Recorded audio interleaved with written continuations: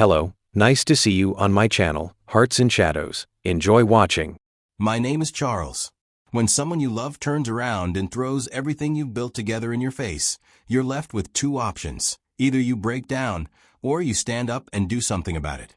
When my girlfriend, Allison, texted me that she found someone else and wanted nothing more to do with me, I made a move she never saw coming. And before the week was over, it was her lawyer calling me. I had met Allison through a female friend I trusted at a point in my life when things finally started making sense. I had been working at the firm for 3 years. I showed up, I did my work, and I made sure people could rely on me. Over time, that effort began to pay off. The higher-ups noticed. I got called in one afternoon by the senior partner, and after a very short but serious conversation, I walked out with a promotion letter in hand. Now, it wasn't some overnight miracle. I earned it every late night, every weekend spent reviewing contracts instead of relaxing. But still, it felt good. The promotion came with better pay, a monthly allowance, and even a company-issued SUV. It was sleek enough that when I parked it in front of my old apartment, it looked out of place. That's when I realized it was time to move. My life was moving forward, and I wanted everything around me to reflect that. I found a better place in a quieter neighborhood. I told this female friend I was open to meeting someone. A week or two later, she said, "I might know someone. She's a bit of a quiet type, but I think you two would get along." That's how I linked with Allison. From the moment we met, I felt something different. She was sweet, ambitious, and emotionally supportive in those early days. I'll be honest, part of why I gave her the benefit of the doubt early on was because of the friend who introduced us. I trusted her judgment. I believed that she wouldn't link me up with someone who wasn't solid. So I assumed Allison came pre-vetted. Months later, when our relationship started getting serious, Allison began going through some tough times financially. She'd say she was short on groceries that week or that she needed to sort out some minor bills. I didn't think much of it. I helped. It wasn't a burden, and I was happy to be able to make things easier for her. She told me one night while we were talking over dinner that she was getting tired of the corporate grind. Said the 9 to 5 world wasn't for her anymore. That she wanted something different. Something on her own terms. She had this dream of running an online store, selling fashion items, accessories, and lifestyle products. I nodded, encouraged her a bit, and asked her what the plan was. How she'd structure the store, how she'd market it. Just trying to understand her vision. But it wasn't until maybe a week or two later that I found out she had already quit her job. She hadn't mentioned a word of it to me beforehand. I remember her finally telling me, and I paused and looked at her, then asking, "Wait, what preparations did you make before quitting?" She told me she had saved up a little money. I asked how much. When she said the figure, I felt my heart sink. That money wouldn't have lasted her more than a month. Maybe 2 if she really stretched it. No steady source of income while she built the shop from the ground up. I pressed her gently, asking if she'd considered the time it usually takes for a business to break even, let alone make a profit. She brushed it off, told me not to worry, said she had a solid plan, and she was confident things would start moving in a few weeks. She sounded so sure of herself that, for a second, I actually doubted my doubts. But deep down, I had reservations. I've seen what failed businesses do to people. How quickly dreams can become debt. But I didn't push. I figured she'd prove me wrong. Well, she didn't. The online store flopped almost immediately. Sales weren't coming in. The products weren't moving. The money she thought would last stretched thinner by the week. Before long, her rent was overdue. Then one day, she called me crying because her car had been repossessed. I could see the fear and embarrassment in her eyes. She was clearly overwhelmed and spiraling. I wasn't going to stand there and watch someone I loved fall apart. So I told her to move in with me. I had space, and I was already paying for everything myself, so it just made sense. I also handed her the keys to my old car. It was still running fine, and since I was using the company's SUV, I didn't really need it. Not long after she moved in, I started receiving strange calls. At first, I ignored the numbers because they looked like spam. But one day, I picked up, and on the other end was someone saying, "Your girlfriend owes us money." If she doesn't pay soon, we'll be taking legal action. I was blindsided. I had no idea who they were or how they even got my number. And more importantly, I had no idea Allison was in debt.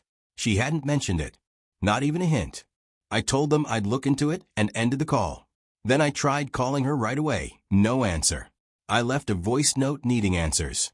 Hours later, she texted back. Said she was sorry, admitted the debt was real. Blamed it on the business failure. Said she was trying to handle it on her own. Then she sent me a voice note begging me to help her pay it off. She promised to pay me back when she figured things out. I'll be honest with you, I wasn't happy because of the secrecy. I would have understood if she'd come to me early. But to let it get to the point where strangers were calling me at work, threatening legal action, that rubbed me the wrong way. Still, I paid the debt. Eventually, she asked for a loan to restart the business. She came to me with a plan this time, told me what she'd learned from a first attempt, what she'd do differently, how she'd build slow and steady. I listened, and I gave her the money. She started using my old laptop. I didn't think twice about it. She needed it for work, and I wasn't using it. Over time, my apartment slowly turned into our place in her eyes. But in reality, I was the one handling every bill. She said she was focusing on rebuilding her brand and needed time to reinvest profits. I agreed. I was patient. I believed in her. After months of trial and error, things began to pick up. Her site started getting real traffic. Orders were coming in. People were tagging her business online. For the first time, it felt like her dream might finally have legs. I was genuinely happy for her. I'd always planned to marry her. That wasn't new, but I held off for a reason. Now that her business could pay its own bills and she no longer had to ask me for every little thing, I felt it was the right time. I didn't tell her, of course. Quietly, I reached out to her sister and told her what I was planning. I asked for her help in choosing a setting that felt like Allison, something that would catch her off guard in the best way. Meanwhile, I ordered a custom ring. It took a decent chunk out of my savings, but I didn't care. I was fully invested. But before all my plans could materialize, one night everything changed. We were both tired on that day. It had been a long day. I had just returned from work, and she had spent most of her time packing up orders. Neither of us felt like cooking, so I offered to order food. She usually handled that because she already had a DoorDash account set up, while I never bothered. I picked up her phone like I had done many times before. But while I was looking for the app, something caught my eye. There was Tinder, a dating app, sitting there in the app drawer. My first thought was more confusion than anything else. I opened it and scrolled through dozens of messages. Men are flirting with her. Some of them were telling her how beautiful she was. Some are asking to meet up. Some say things I won't repeat. And worst of all, she was replying. Although there was nothing too deep, it wasn't innocent either. She was on there regularly. I called her name, Allison. She came into the living room, drying her hands with a kitchen towel. I just asked, "What is this?" I held out the phone, open to the app. She glanced at it, then shrugged and said, "Oh, that? It's nothing. I don't meet anyone. I just like the attention sometimes." I couldn't make sense of what she was saying. I looked through the messages again, and no, it didn't seem like she had met up with anyone yet. But that wasn't the point. The point was, what if I hadn't found out? What if it went further next week? Or the week after that? What kind of person downloads a dating app for attention while living with the man planning to marry her? That night, I found the dating app on Allison's phone, and something inside me changed. It was a quiet kind of disappointment that crept in and made me question everything. We had a routine. No matter how long the day had been, I always kissed her goodnight.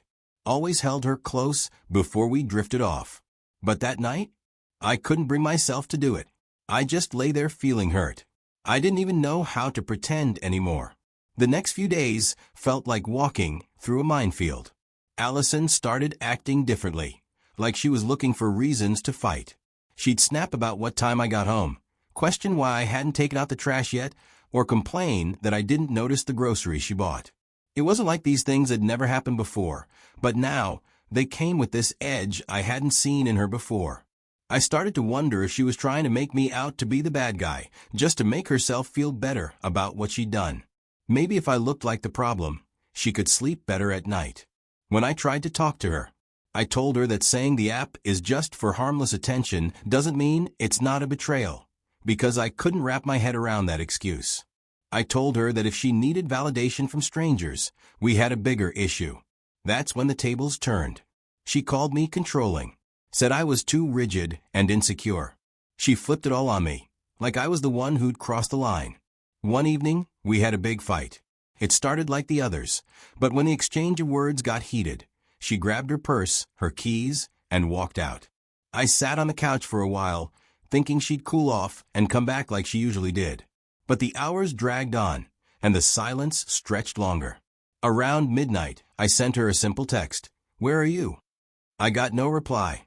I stayed up, checking my phone every few minutes, trying not to jump to conclusions. The next morning, my phone buzzed. It was a message from her. It read, "I found someone else. I want nothing more to do with you. Don't call or text me again." My stomach dropped as I read. At first, I felt this wave of rage. Was she cheating on me all this time? Was this guy around when I was clearing her debts and putting her back on her feet? Or was this just her way of twisting the knife? I felt every emotion at once. But I didn't let it control me. Instead of blowing up her phone or demanding answers, I typed 3 words, "As you wish." And that was it. I didn't have the energy to argue with someone who had already moved on in her heart. I came home from work later that day and stepped into an apartment.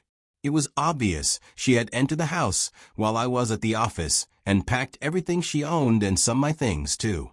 She left with the car I lent her. The laptop she was using? Taken. Even some minor electronics and household items I had bought myself had vanished. That's when it really hit me. Her message wasn't a bluff. This wasn't temporary. She meant it. And in that moment, it was clear that I was done being the nice guy. I picked up my phone and texted my lawyer. I told him, "We need to talk. First thing tomorrow." Because if she wanted to end things like this, she was going to learn that I wasn't someone you could just walk over and forget. Not without consequences. The following morning, I walked into my lawyer's office. I sat across from him and told him about things my girlfriend had taken, the car, the laptop I let her use, and the debt trail tied to my pockets. I told him plainly, I want to recover everything. I worked hard for everything I gave her. And if she thinks she can leave like that and keep it all, she has another thing coming. He listened, took notes, and without needing much prompting, began drafting a formal letter. It demanded the immediate return of the car and laptop and repayment of the outstanding debts. It clearly stated that if she refused to comply, we would pursue legal action. I reviewed it, signed off, and then nothing. She didn't respond, not even a reply to acknowledge that she received it. Days passed. My lawyer followed up once. Still no answer. She was either ignoring it because she thought I wouldn't follow through, or because she believed I had no backbone. That's when we filed a formal complaint with the court. The court issued a summons, and it wasn't long before I got a call from an unfamiliar number. I picked up, thinking maybe it was a work call or someone from a firm. The voice on the other end introduced himself. He was her lawyer, and already trying to get ahead of the situation. His exact words were, "We need to discuss the situation. You can't just take everything." I took a breath and replied, "Actually, I can. And I will. In fact, I intend to take everything that's legally mine, and, if possible, more. Now, if you want to talk further, speak to my lawyer." Then I ended the call. From that moment on, everything went through legal channels. The court dates were set, documents submitted, and to her surprise, I had all the receipts, literally. Proof of ownership for the car. Purchase receipts for the laptop. Text messages where she acknowledged her debts and promised repayment. Bank statements showing the transfers. My lawyer said, "You've got a solid case. Don't budge." That was when Allison tried to shift the tone. She reached out through her lawyer this time, asking if we could settle privately. Suddenly, the same person who walked out like I was disposable wanted to negotiate. I simply told her she could return everything and reimburse me for every dime I spent clearing her debts. And since she ignored the letter and made me take the legal route, she could also cover my legal fees, or we'd proceed with the case. Eventually, she returned the car and the laptop. But when it came to the money, she said her business wasn't doing well and asked for time. She even tried appealing to my emotions, telling me she just needed some breathing room. I didn't argue. I told my lawyer to continue with the court process. The judge eventually set up a structured payment plan that she would have to stick to. By the time the court finalized the payment plan, I wasn't even angry anymore. Allison made the first payment on time. I'll give her that. A small part of me wondered if she'd follow through with the whole arrangement. Either way, I kept my distance and let the legal process run its course. But then the second month rolled around. I was sitting at my desk at the office, just wrapping up some paperwork, when I saw her name pop up on my phone. I paused for a second, thinking what it could be. When I opened the message, it was a voice note. I played it, and she was trying to sound warm again. She said she was sorry, said she regretted how she ended things, and that maybe we didn't have to be enemies. "Can we at least be friends?" she asked, saying the whole legal stuff made her feel cold and distant, like we were strangers now. I listened quietly. It was surreal hearing her try to pretend like the damage she did was just a bad breakup. I didn't respond with anger. I just texted back, "Please just focus on paying what you owe. No explanations needed." When I needed those explanations, you stayed silent. She didn't stop. Over the next few days, I got more messages. She started bringing up old memories. She was trying to pull me back emotionally, as if reminding me of the good times would erase how she left me. But I was tired. Tired of being used. Tired of being someone's emotional safety net when things didn't work out with their plan B. I didn't even have the energy to argue anymore. I just wanted this chapter of my life closed. So I typed one final message. All future communication should go through my lawyer. That's where this ends. And I meant it. Now I'm focused on moving forward, because I finally understand that protecting your peace sometimes means letting people deal with the consequences of their own decisions.